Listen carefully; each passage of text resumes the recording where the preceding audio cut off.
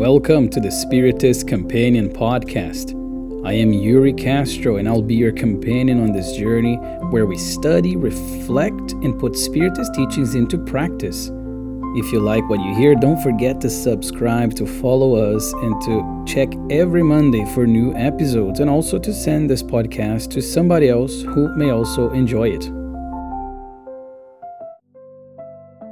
And today we will dive into one of the most beautiful passages, in my opinion, in Spiritist literature.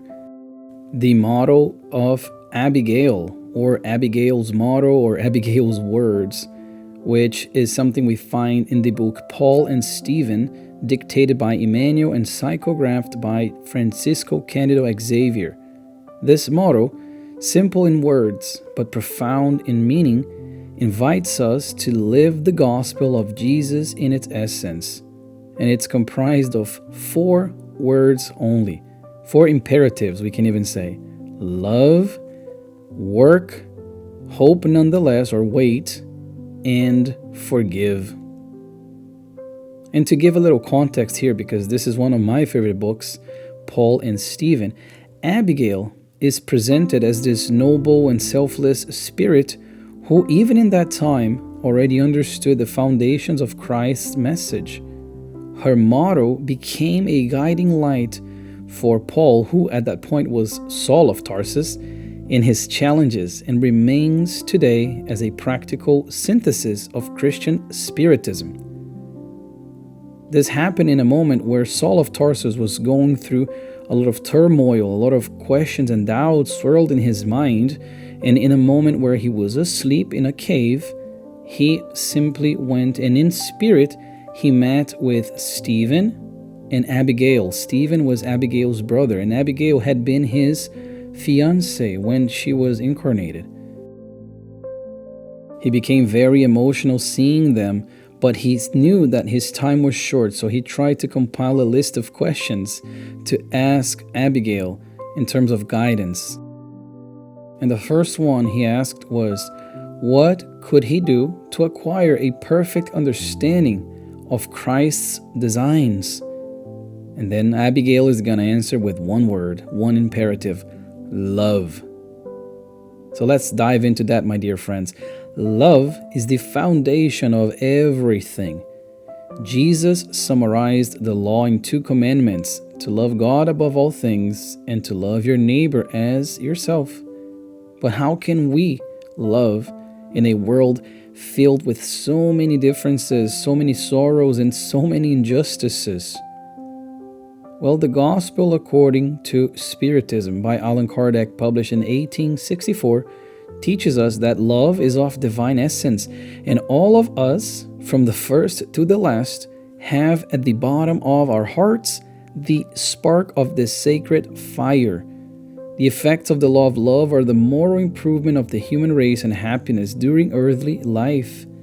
So we learn that all of us have this essence because we were created out of love, and we were created to love fully. And when we do that, when we're able to love, what we see is the improvement, the moral improvement of the human race, and happiness during earthly life, which are things that right now seem very far from their plenitude, but we're getting there. The spirit author Joanna de Angelis, who wrote through Divaldo Franco, in her psychological series, she's gonna tell us that love is the creative and sustaining substance of the universe, made of divine essence. It is a treasure that the more it is shared, the more it multiplies, and it becomes richer the more it is spread. How interesting is that, my dear friends? It's almost a paradox in the mathematical equation there, because she's saying that the more it is shared, the more it multiplies, and it becomes richer the more it is spread. And that's love. That's this divine essence that permeates every single thing in the universe, including ourselves. Joanna goes as far as to say that love is indispensable to the soul, much like oxygen is to the body. So she's making an analogy about something that is fundamental to the body. and love is fundamental to the soul. We learn, therefore, that love is not just a feeling but an attitude as well. It is to look at others as fellow travelers, to see beyond appearances, to recognize the eternal spirit in evolution. So a practical reflection for us today is to love today and express that in simple gestures. For instance, a smile, a word of encouragement, patience in traffic, or listening to someone who suffers. These are small acts of love that will never be able to truly measure how impactful they can actually be. Moreover, Saul of Tarsus, in that moment, he continued to enlist a couple of questions, and then he asked what he could do for his soul to reach such an elevated expression of effort in Jesus Christ. And you know what Abigail said? She said, work. In Spiritist understanding, my dear friends, work is not limited to professional or material activity. On question 674 of the Spirits book, Kardec is going to ask the spirits whether work is a law of nature. And the spirits will reply by saying that work is a law of nature, and by that very fact, it is a necessity. And we should not understand work only by those things where we get some material compensation for. We can also see how work can be expressed in works of the Spirit, in labors of the Spirit. So therefore, labor is a means of progress.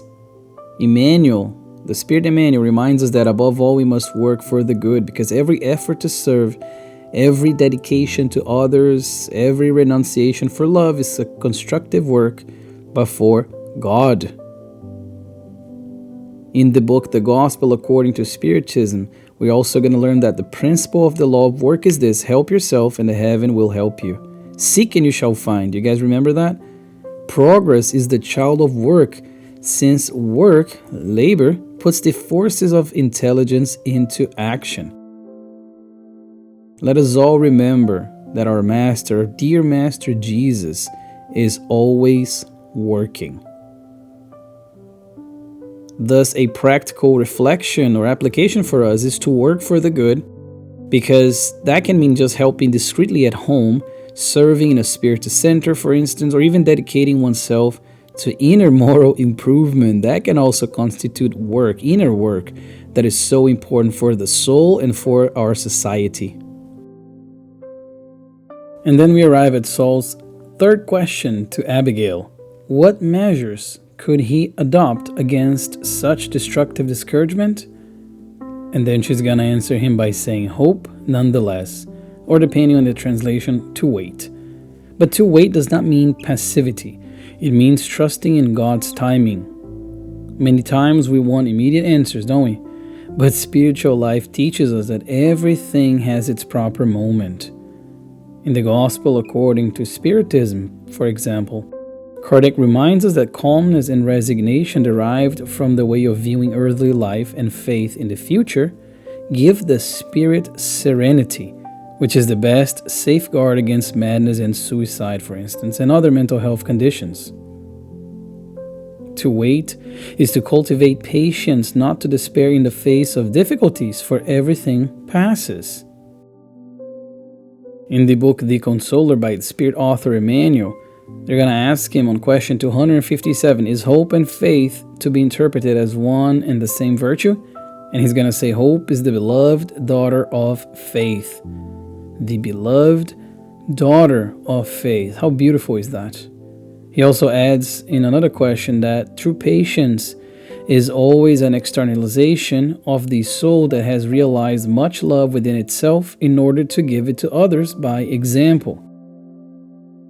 So when we acquire the virtue of patience, we will be the example to others, is the externalization of that soul that has matured, that has realized much love within itself.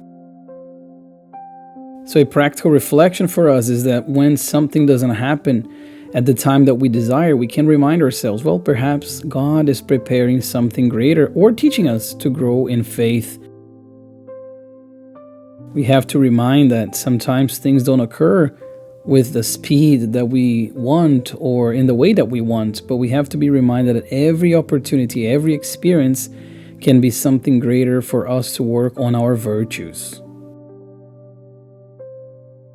Furthermore, Saul realized that his time was running short.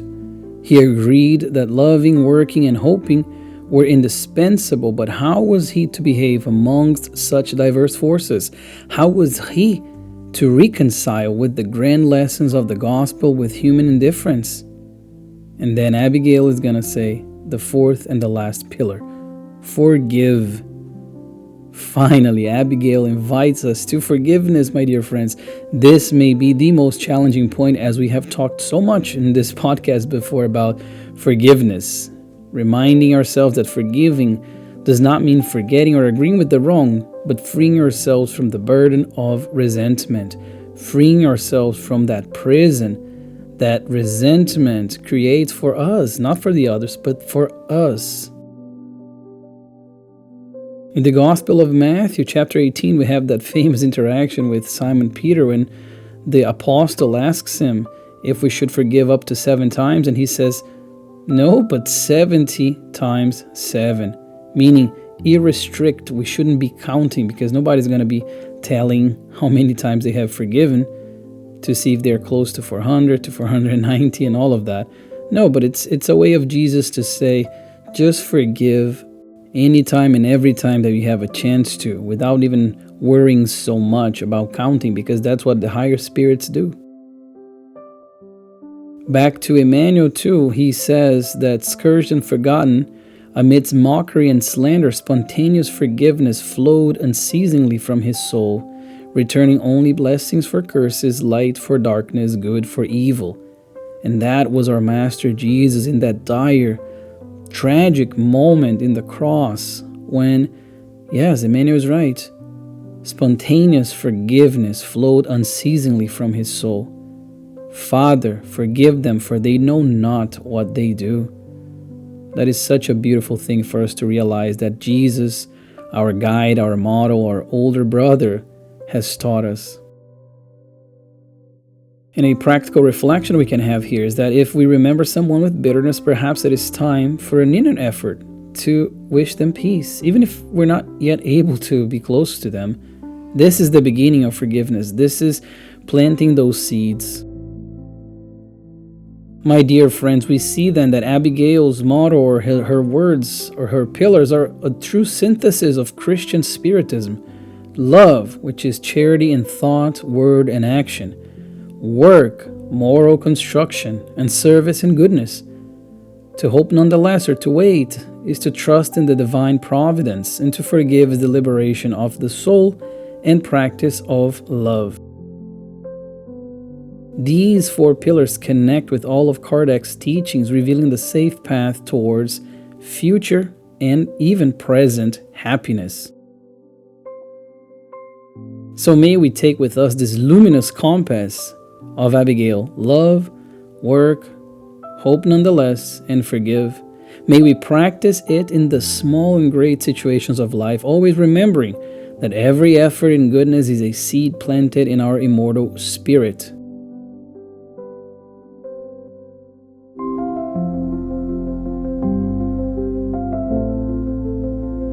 Just like that, we reached the end of this episode of the Spiritist Companion podcast, and I want to thank you so much for your company. And as usual, if this message was helpful, even if just a little, remember to share it with someone who also may need light and hope. And until we meet again in our next episode, keep loving, working, waiting, and forgiving, and walk in faith. With fraternal love, your Spiritist Companion.